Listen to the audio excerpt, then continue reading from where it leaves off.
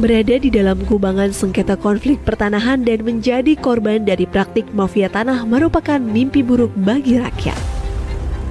Adanya tumpang tindih, penguasaan atau perampasan tanah secara ilegal dapat memicu terjadinya konflik atau sengketa pertanahan yang menimbulkan banyak sekali kerugian, seperti permasalahan hukum yang tak berkesudahan, terhambatnya pembangunan, keadilan masyarakat tercederai, hingga berkurangnya kepercayaan masyarakat terhadap negara.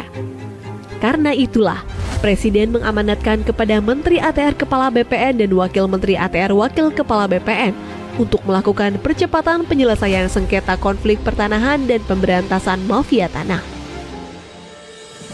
Kolaborasi 4 pilar menjadi kunci dalam menyelesaikan persoalan pertanahan. Alhamdulillah, berkat sinergi yang baik dengan semua pihak, sengketa dan konflik pertanahan yang telah berlangsung selama puluhan tahun, satu persatu dapat kita urai. Seperti masalah suku anak dalam, SAD 113 di Provinsi Jambi yang berkonflik dengan sebuah perusahaan selama 35 tahun lamanya. Akhirnya kita dapat memberi kepastian hukum. Permasalahan tanah ex-HGU di Kabupaten Minahasa Selatan dan di Kabupaten Pemalang. Penyelesaian konflik ini masuk dalam lokasi prioritas reforma agraria dan telah diselesaikan melalui redistribusi tanah. Penyelesaian konflik pertanahan di Desa Tambak Sari, Kabupaten Pasuruan, yang juga sudah berlangsung selama hampir 100 tahun, dan sudah diserahkan sertifikatnya. Selesai semuanya. Di Makassar, kita juga telah menyelesaikan dan diserahkan sertifikat komplek hunian dosen Universitas Hasanuddin yang tidak mendapatkan kepastian hukum atas bidang tanahnya selama 40 tahun. Begitupun konflik pertanahan di kawasan Wonorejo, Kabupaten Blora, Jawa Tengah. Juga telah diserahkan sertifikatnya oleh Bapak Presiden, di mana masyarakat telah menempati areal tersebut sejak zaman penjajahan Jepang. Diselesaikan dengan memberikan HGB kepada seluruh masyarakat di atas HPL. Success story ini dapat menjadi percontohan bagi penyelesaian persoalan pertanahan yang terkait dengan aset-aset negara. Juga termasuk penyelesaian tanah transmigrasi, seperti penyelesaian permasalahan eks-tanah transmigrasi di Kabupaten Tanah Laut, Kalimantan Selatan. Skema yang digunakan melalui fasilitas bagi masyarakat yang secara existing sudah menguasai lahan ekstransmigrasi untuk melakukan gugatan secara perdata dan disidangkan secara in absentia.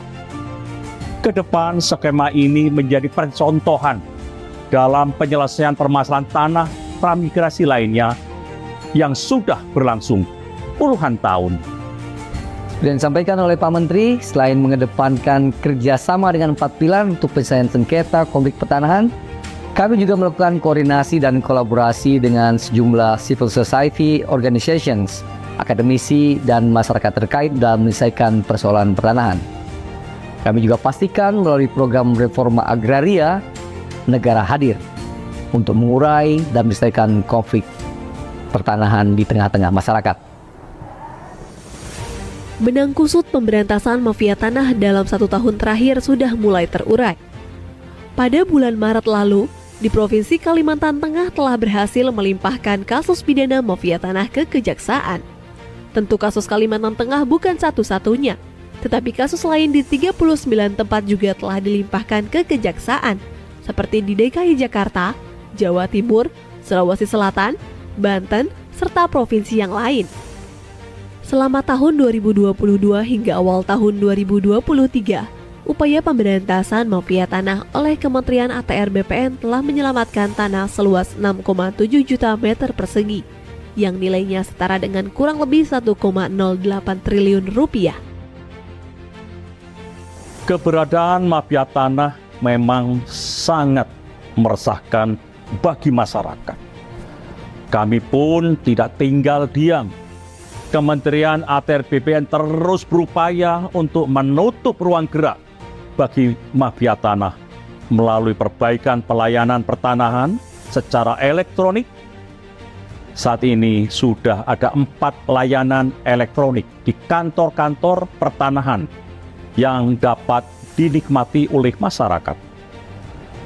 Responnya pun cukup bagus karena pelayanannya jadi lebih cepat, transparan, objektif, efisien, dan profesional.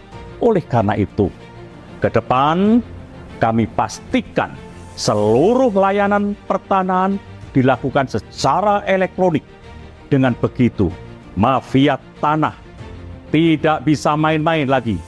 Kalau nanti masyarakat masih menemukan ada mafia tanah, mari sama-sama kita gebuk. Keluhan, aduan, saran, kritik yang disampaikan masyarakat merupakan hal yang sangat penting dan mendukung peningkatan kinerja kementerian. Di awal menjabat, layanan pengaduan yang ada pada saat itu belum cukup responsif. Oleh karena itu, dibukalah layanan hotline pengaduan berbasis WhatsApp yang lebih mudah dijangkau oleh masyarakat.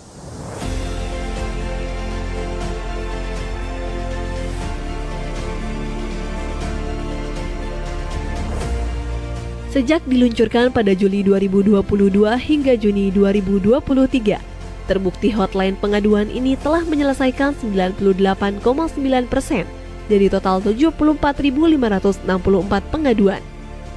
Saat ini, hotline pengaduan telah terintegrasi dengan 33 kantor wilayah BPN di seluruh Indonesia. Kedepannya, layanan ini akan terintegrasi dengan kantor pertanahan di seluruh Indonesia pada tahun 2024. Kementerian ATR BPN juga telah menerima pengaduan kasus pertanahan baik sengketa, konflik, dan perkara yang diadukan oleh berbagai elemen, baik masyarakat, kelompok masyarakat, badan hukum, instansi pemerintah, pemerintah daerah, dan BUMN/BUMD, baik terhadap objek yang berbeda maupun objek yang sama. Kami pun terus berupaya melakukan penyelesaian kasus pertanahan, mulai dari mediasi, administrasi, hingga melalui skema pengadilan untuk mendapat win-win solution antar berbagai pihak.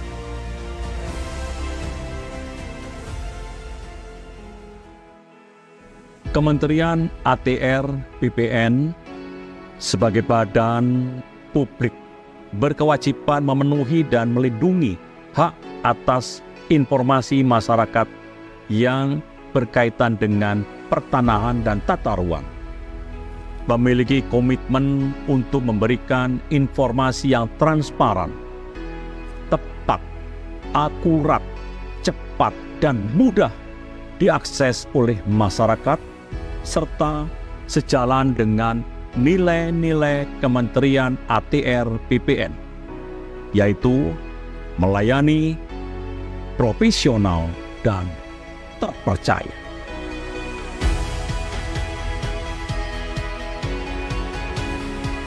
Kerja keras seluruh jajaran Kementerian ATR BPN mendapat sejumlah penghargaan, seperti capaian opini WTP 10 kali berturut-turut dari Kementerian Keuangan dan BPK RI, unit penyelenggara terbaik dalam penyediaan sarana dan prasarana rumah kelompok rentan dari Kemenpan RB, keterbukaan informasi publik sebagai badan publik informatif dari Komisi Informasi Pusat, 5 instansi pemerintah umum terbaik untuk kategori aspek keberlanjutan, konektivitas, dan dampak terbaik pada kompetisi pengelolaan pengaduan pelayanan publik keempat. Dari segi penggunaan tanda tangan elektronik, berdasarkan penilaian dari Badan Cyber dan Sandi Negara atau BSSN, Kementerian ATR BPN merupakan kementerian kedua dengan jumlah tanda tangan elektronik terbanyak tahun 2022.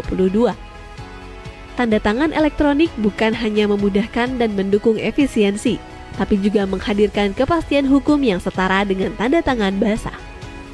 Upaya peningkatan kualitas pelayanan publik yang dilakukan oleh Kementerian ATR BPN juga mendapat apresiasi dari Kemenpan RB yang menyatakan bahwa sistem pemerintahan berbasis elektronik Kementerian ATR BPN berpredikat sangat baik dengan nilai 3,55. 1 tahun bekerja untuk rakyat, untuk Indonesia.